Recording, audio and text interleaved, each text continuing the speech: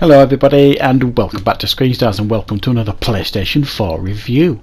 And today I'm bringing you my review for the brand new Star Wars single player experience Star Wars Jedi Fallen Order that is brought to us by Respawn and Electronic Arts.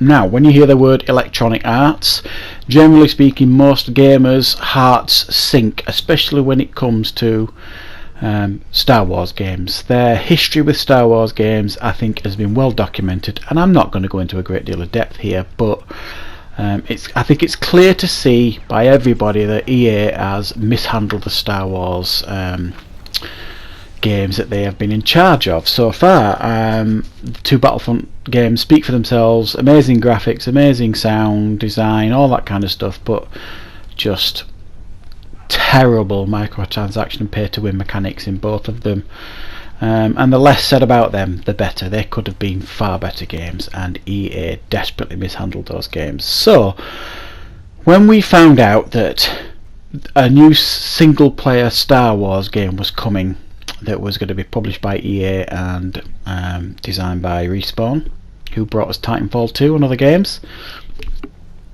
let's be honest, how many of us put his hands up, thought this game was not going to come without some catch, some kind of catch? Were they going to add in a live service element to the game? Were they going to add in microtransactions, loot boxes somewhere if they could? And the closer the game was getting to the release, the more reassured we were feeling that all the news coming out was that no, this game is exactly what they say it's going to be. It's going to be a single player experience with no catch. And you know what? That is exactly what we are getting with this game. And I'm happy to report that Star Wars Jedi Fallen Order is easily the best Star Wars game I have played for a long time. And before this game, my favourite Star Wars game is Star Wars Knights of the Old Republic. I think that title is still safe. I still think that is an incredible Star Wars game. But this one, I've got to say, is not far behind. I just absolutely love it. It is certainly my favourite action adventure type Star Wars game, and I've played them all, generally speaking. It's better than the Force Unleashed games. It's better than the Jedi Academy games, Jedi Outcast, all that kind of stuff. It's just better. Respawn have given us an absolutely fantastic Star Wars game.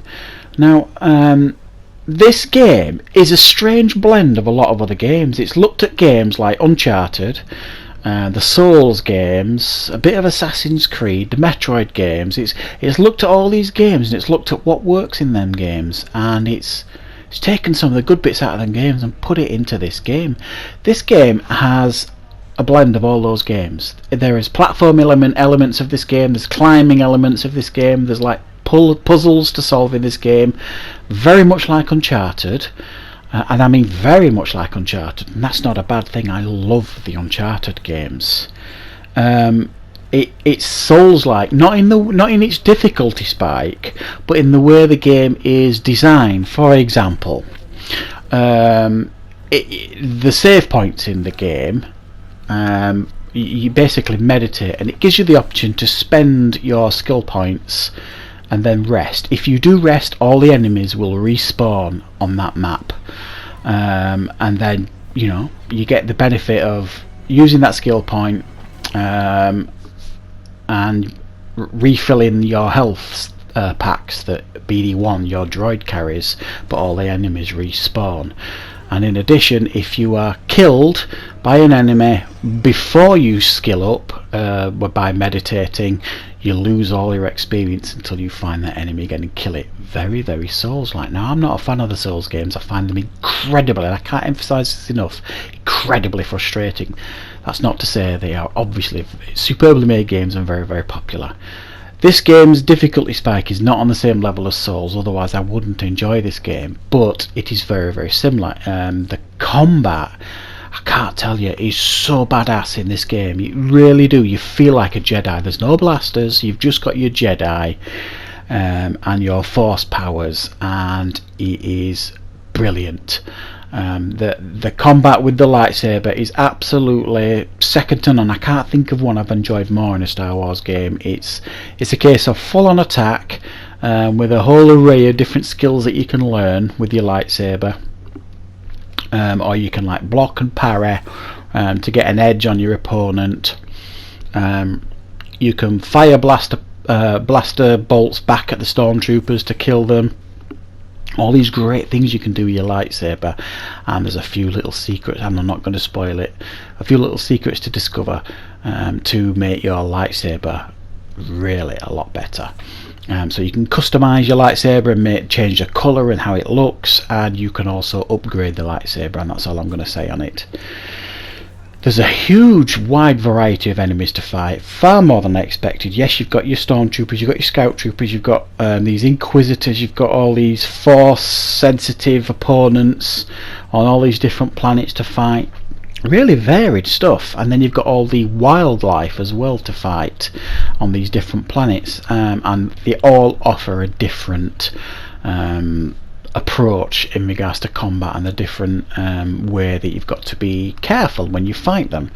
It's really varied, and from planet to planet in regards to the enemies that you fight, and it really took me by surprise. The graphics on the game are absolutely fantastic. I won't go as far as to say they're the best graphics I've ever seen, because I don't think they are. But they really do the job, and they've really nailed it in the way it looks and feels, and the sounds of the lightsabers and the blasters and the TIE fighters and all this kind of stuff. You feel like you're in a Star Wars game. You've got your companion BD1 that goes around with you, who hacks into computers. He'll jump off your shoulder and run to a certain area to tell you what you should be doing, and ask you to scan this, that and the other. And the story here, I think, works really well. It's set 5 years after Revenge of the Sith, and it follows the Order 66 that Emperor Palpatine put into effect at the end of that film. And you play who was a young padawan at the time, who managed to survive Order 66, and you went into hiding. However, you have to use your force powers, and then almost immediately after that, you've got the Empire's Inquisitors trying to find out and hunt you down, because they're trying to hunt all the Jedi. So you go from planet to planet. Essentially, the point of your mission is to find other force sensitive children, and you get some help along the way. But that's essentially what the story's like. But I've got to say, the story really blew me away. It really hooked me in, this story. It was really impactful. The cutscenes were really enjoyable. Never wanted to skip any of them. The acting by everybody here is really on point. The production values here are really on point. And there's a couple of nice twists and surprises in the story that obviously I am not going to spoil, but I have no complaints with this story at all. I've very few complaints with the game in general, I've got to say. I just thought this game was incredible. I just couldn't stop playing it. Now, I'm at the age where I can usually play a game for an hour, 2 hours, and then have a break, put it down, maybe go it back the following day. But I've been completely hooked to this game until almost completing it. I haven't just completed it yet, but I'm almost there. I don't think it necessarily matters if you complete the game, because I'm not going to spoil the story for you anyway. But I'm getting there. Certainly, I'm getting to that point of the game. The issues I have with this game is the holographic. You have like a holographic map where you press your button. It brings up BD1 brings up this holographic map, and I just find it a little bit difficult to follow. And you find yourself sometimes wandering around the map, wondering what you're supposed to be doing next, and it's not always clear what you should be doing and where you should be going. You can sometimes get a hint from BD1, but not as regularly as you might like, and it depends. If you find yourself going through the Uncharted games and you can handle pretty much everything them games throw at you in regards to the puzzles and navigating your way around the maps, you'll probably be alright. Now, I really like the Uncharted games, and it never really got to the point where it really frustrated me, the maps on this game. But it did sometimes get to the point where I was scratching my head now and again, where am I going next, what am I doing now? And the maps are very, very wide and varied, and when you unlock your different force powers, you can unlock different areas of the map. So there's all these different planets that you can fly to in the game, and you can do them in any order really, once you get off the first tutorial planet, shall we call it. And once they start unlocking, you can go to each one you want, but there'll be level difficulty spikes depending on which planet that you go to. And that's really nice. It gives you the freedom to go where you want, and these planets, i.e. the maps when you get to these planets, are far bigger than you actually expect. There's all these hidden areas to find and discover, there's all these cosmetics to find, so you can upgrade your lightsaber or upgrade what you're wearing, or the ship that you're flying in, change the colours of that, change the colours of BD1. There's loads of customisable options, no microtransactions, they're all free that you can discover in the game. And it's a joy, is this game. It's so much fun, I can't tell you.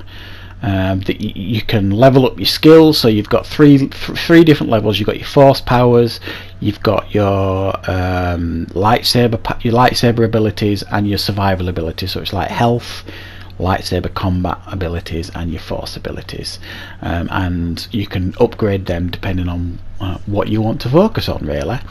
As you go through the game, you'll get like flashbacks when you were a padawan, that will reconnect you to the force, so that you start using all the force powers that you used to. And by that I mean you've got like the freeze time power that you see Kylo Ren use, you've got force push, force pull, and that's about it really. But they all work really, really effectively, and there's nothing better, let's be honest, about using your force push and pushing people off cliffs, which you can do to your heart's desire in this game. So I've got to say, from my perspective, this is a real pleasant surprise. I think we all kind of expected there was going to be some catch with this game by EA, but it feels like they've actually let Respawn get on with it, and they've not interfered as much as we hoped. So I'm giving this a 9 out of 10. I'm thoroughly enjoying it. It's easily one of my favourite games of the year, and I am absolutely thrilled with it. And I think if you're a fan of Star Wars and you were worried about this game, don't be worried, go and buy it. You are going to enjoy it. It is excellent. So thank you very much for watching. I hope you found the review useful. I'll see you next time on Screen Stars.